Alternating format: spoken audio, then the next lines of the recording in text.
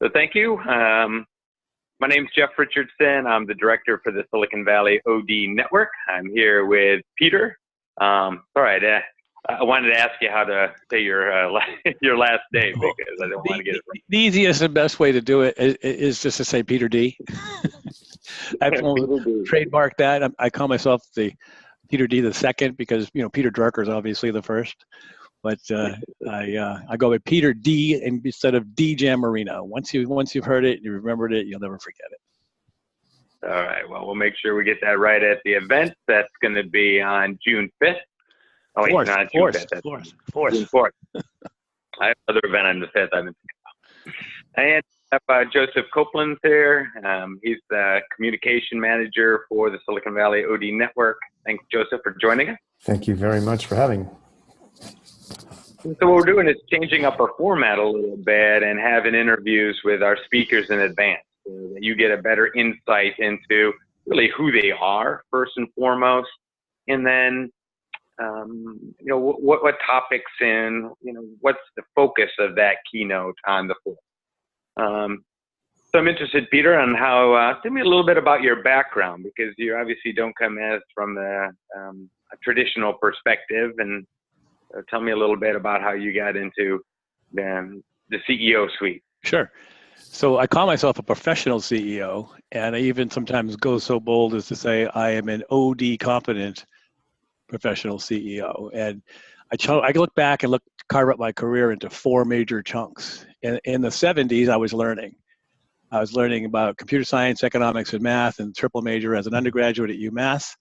And then I went on to the MIT Sloan School, where I had a triple concentration, computers, of course, and then strategy, but also organization development. I came across a survey that had asked graduates who were 20 years out of school what they wish they had taken more of, and OD was off the chart. So I just took all the OD courses I could, not even knowing what the heck that was. So I got to study, it turns out, with some of the masters, Ed Schein, Richard Beckhardt, John Van Manen, pillars in the community of OD. So I launched into a career in the 70s, 80s, 90s with a company that was a startup within a startup. So the second part was putting all that I had learned to work. What I learned in that first bit was it's all about people. You got systems and strategy and so on, but it's all about people if you actually want to do anything. So in the 70s, 80s, 90s, I put all that to work and started out with a 13-person group here in the West Coast that was ultimately 2,000 people worldwide inside of an organization I helped grow to 10,000 people and $1 billion. And putting all that to work, it worked. And I said, hey, this stuff really works. But then I realized maybe it only worked because of where I was, or maybe I was lucky and I didn't really know what I thought I knew. So it was really hard to decide to tell the world about it yet. So I decided I needed to prove it. So from the late 90s into the early 2000s, I figured I was proving it and honing it and saying, does this stuff that I think I know actually work? And it turns out I had a lot left to learn, but it did basically work. But I was able to hone it, tweak it, tune it up, and ultimately, in roles that I had with public, private, venture capital backed, and private equity owned ventures, generate over $1 billion in realized value and impact. So, hey, now it really works. And then from 2010 on, thanks principally to American University and the National Training Laboratories, NTL, asking me to consolidate what it is that I was doing that was different, that had not already been written about, that they could tell students about and other executives. And I call that the teaching, coaching, packaging phase of my career, where I'm now putting on paper and online in course material what I think I've learned that isn't already well known and communicated, and putting it in a form that others can use. So principally I serve as a board member, advisor, coach, adjunct professor, executive educator, and that's what I'm currently doing, trying to sort of spread the word. Love it. And that's why for our association, we're constantly trying to find what is that leading edge? What are those things that people might not have got during their degree programs? And and how do we do a better job of sharing some of those insights? Well, I've really appreciated working with the association. I first worked with you in 2013 when I spoke as a keynote in Atlanta, and several times since, various sessions and courses and workshops. And you are a great group, and I've really enjoyed experimenting with you, getting the content out there and working with it.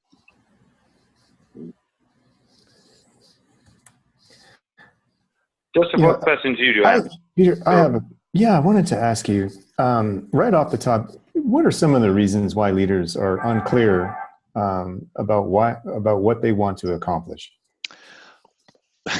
Well, they're probably, if you ask them, they would think they're clear. And if you ask those around them, they might even think each of them is clear. But then the question is, are they all clear about the same thing in the same way? Mm-hmm. And the only way you can tell is by asking them. And they just never get around to asking. They just assume everybody's thinking of the same thing. And if there is any question, you might see a mandate come down saying, this is the answer. But the reality is you get a better result and more alignment and more commitment if you work on it together. So I think the main thing is leaders tend to think they're just supposed to know, and then everybody else will just know. And it's all a quiet conversation in everybody's head. And all we're really doing is unpacking that and putting out on a table in some form or fashion that can be explicitly seen, dealt with, and improved. I wanted to ask you, as a way of dovetailing on your answer there, and thank you. Do you, and Jeff and I have been speaking about this, and I'm interested in speaking to more people in the OD community about this, but when you're working with leaders, do you find that you're facing goals that are overly aggressive, and how that affects the team? And what's your viewpoint of goal setting and their level of aggression and how it can affect a team? Yeah, I think it works best when goals are what I call aggressive but achievable. So it's in terms of the theory of goal setting, which I've been passionate about since my college days. I remember finally figuring out they always keep moving the goalposts back. No matter what you do, somebody always wants more. But in terms of having actualized and lived goal setting and seeing how it impacts people, there's sort of basically two theories. One is under promise and over deliver. The other is aim high, do better. So in the under promise, over deliver, people want to be conservative in their goal setting so they can beat their goals and celebrate when they're as the victors when they exceed them.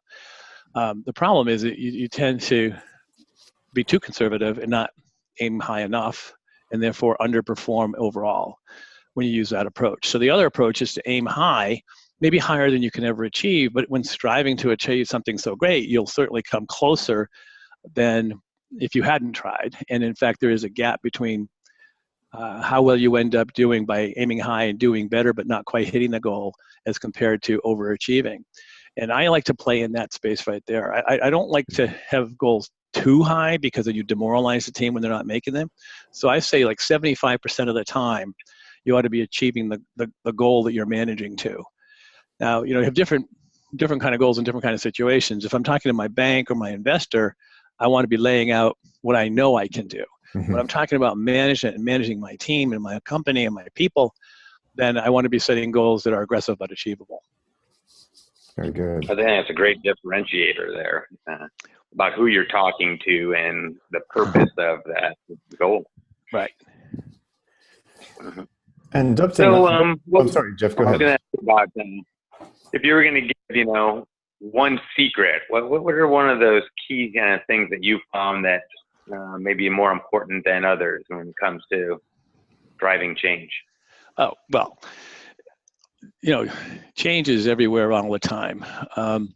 If you have a specific place you want an organization to get to, then I found over time that it's best to think of it as 3 purposeful evolutions that are intertwined. It's an evolution generally in systems, an evolution in process, and an evolution in people or organization. And what's interesting and what's tended to happen, since the 80s, 90s, 2000s, we've seen a crush of systems evolutions and process evolutions.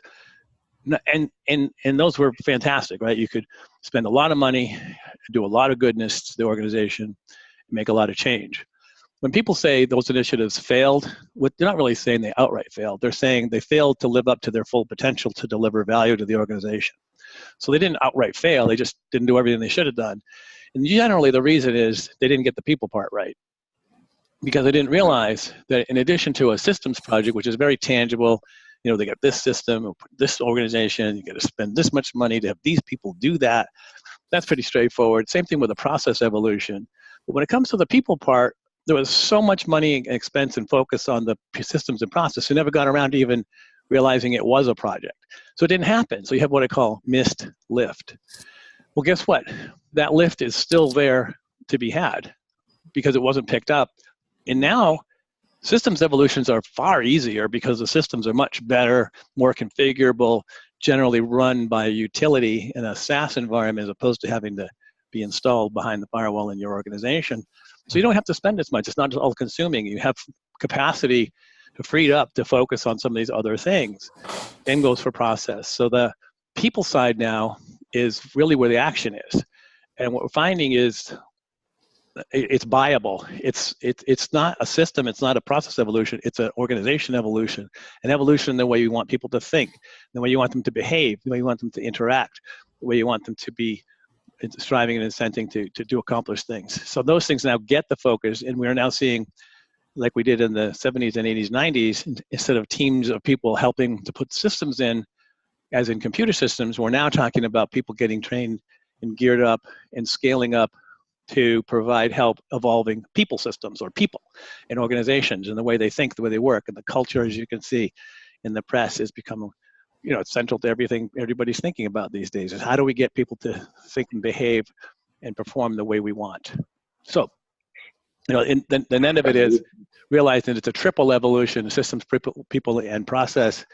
And that for the last 30, 40 years, we hadn't gotten around to the people part, but now is the time. And even if we just did the people part, we get a huge lift. So I claim I can go into any organization and just focus on that within some short period of time, find ways to get an enormous lift. And it's there to be had. It's not that hard. It just has to be focused on and done. That's fantastic. Yeah, I mean, you see the numbers around engagement and Right. Certainly some great opportunities. Joseph, you have one more question for me? I did. I had a question about, with so much historically dealing with the gift of your work towards people and helping people. On the one hand, there's been a dismissal of it being soft skills in the corporate structure. On the other hand, there's a huge pressure for metrics and measurement. How are you balancing some of these biases and, able to provide some of the important things you do in a climate that often dismisses benefits to people as soft skills, and then at the same time wants it measured in the most accurate way? Well, you're right about that. I mean, we don't sell or lead with the process componentry. Mm-hmm. So we don't sell OD. We sell the outcome that we're striving for and deliver it with OD. So it's like saying, what's the value of math? What's the value of economics? OD is just a set of things you know how to do in the same vein, right? So that's irrelevant. What we're going for is whatever improvement you're looking for. So what's the outcome that we're looking for? Is it more revenue, less cost, more customers, different market? I mean, you just deliver it by doing OD. So we're not evaluating the, engagement or, number of happy smiles or whatever. It's whatever business outcome that we're striving for, and we just happen to be using this as a way to get there. Very good. Thank you. Part of that business outcome is the implementation and how sticky things are for people to keep following up with. So there's a great example. It's a little bit dated now, but at Alcoa, a couple decade or so ago, I forgot the CEO's name who came in, but he wanted to change the way everybody thought about safety. And it turned out that just by focusing on that, everything got better, right? So what he was really doing is going to make everything better, and that was just the way to do it. And that's an example. Great. So In the event on the 4th, what are some of the key topics that you'll be touching on? Well, I operate, as you know, on the platform called Untitled. And as I've put my content out there for others to work with and to share, the central nugget that I build my content around is called a tool. So we have a toolkit now and a toolbox on my website with over 50 tools. And each tool has a graphic that brings to mind a certain set of concepts that are explained in related posts and insights and videos. So each tool sort of opens a gateway to all that content. In my course, which is offered now to mid-career executives that are striving to, get on track to performance and growth to fulfill their potential, we focus on about half a dozen of those 50. In the workshop that we'll be doing on the 4th, we'll be taking a subset of those, so it'll be 4 of them. And we'll be working through case examples and an opportunity to actually experiment with them. Now, in the course, your case, whatever it is where you're working on in your life, is the course. So you come as a leader in a team working on your business. So we talk about what problem does your organization solve and for whom? Because as you know, the definition of a business is you solve a problem for a customer. So we have a template and a tool, sort of the cornerstone tool, which we call the WWW, who, what, why. Who do you serve? Why do they buy you? And what is it you bring to their world that they want to buy for what reason? And that gets us going. So we'll introduce that tool. And what we'll do is have as many people as would like fill out a template for their own organization prior to the session. And then in the session, you'll get to work on a few of those will be used as examples, and we'll show you how to improve them, how to get them tighter, and work a process to get a team of people aligned around the same WWW, not a good, better, best one, but the same one, and show the power of that. And we'll show how it's good to do, it's easy to do, but it takes real work, and it's worth doing. So that's the WWW. Then we'll look at alignment. How do we get a top team to all be trying to deploy their great strengths to the same end goal for the same purpose and reasons? And there's an exercise that will bring that to life. And then if you think about going off site and coming up with you've collected some data, you've analyzed and consolidated it, you go off site and work with the top team, come up with a list of things you want to do going forward. And that's your strategy workshop, your strategy off site. Then the year goes by, a year later, you go and do that all again. And what are the odds you think you'll end up with the same list? In other words, how many of the things you did last year actually got done? Well, the thesis we have is that there's a gap that gets created between the strategy offsite and the activation of the implementation initiatives to make those things come alive. And we have a systematic way of changing that dynamic so that rather than ending the workshop at the point where the list is generated, you do 1 or 2 more exercises that actually launch the initiatives. We call it initiative to action. And we make sure you don't lose the rich thinking that led up to these initiatives by using a template we call the change framework. That says not just what you have to do, but where are you now? Why does it need to change? What will things look like when they have changed? What do you need to do to get there, which is the initiative list? Why will that be hard? So you tell the story and then take the story from that offsite and into the flow of the day-to-day after the work site so that you actually begin the project, if you will, in the workshop. So the level of energy doesn't peak and go away. It actually is launched at the offsite. So we'll talk about how to do that. Awesome. Yeah, So it sounds like people should sign up early so they can have a chance to download the template and do some work prior to showing up. Yeah, and if you don't get around to it, that's fine. We'll work with what does come in, but it will only make it more valuable if you get around to doing it. And all of this is a tease, really, because it's just an hour. But there's 20 hours of the course that we'll be offering this summer. We have a special arrangement for anybody who wants to sign up through the associations that are sponsoring this overview.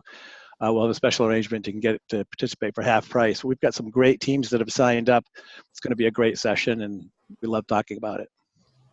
Yeah, we're looking forward to it as well. As mentioned, we're actually partnering with the Association for Strategic Planning on this event, so it should be a great event for all of us. So Great. Thank you very much for contributing your time, spending a little time today to give us the bigger picture, and we'll see you on June 4th. Looking Peter, forward thank to you it. very much. All right. Take care. Thank you. Bye.